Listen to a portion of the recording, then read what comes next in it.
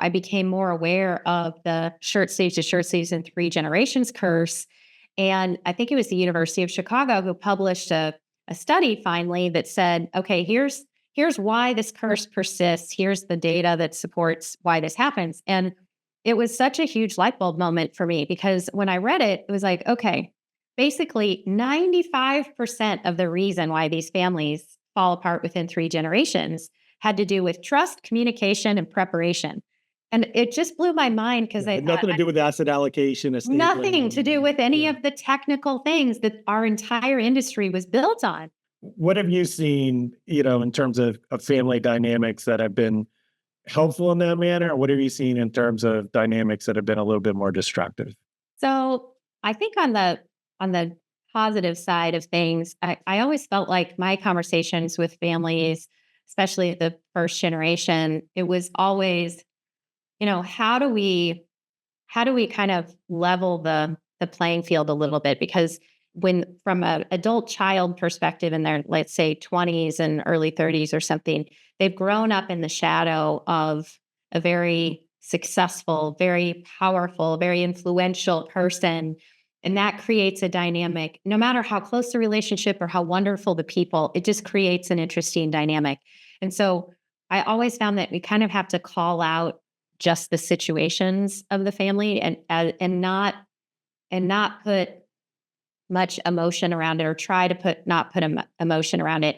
And I think that one of the family members said to me, he said, what I want your help with is, I don't want to be the head of the family anymore. I just want to be part of the family.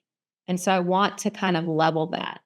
And so I really appreciated that point of view, because I think that when we could articulate that to the kids and then show them what we mean by that, and show them over and over and over and over again that that's really what we mean, it really did help eliminate some of that tension, some of that concern, some of that kind of stuff. So I think some of it was just, how do you talk to them practically? Like, first of all, you can't ignore the fact that they are in rarefied air, right? They live a different, you can't ignore that. You can't just pretend like they're like an every person.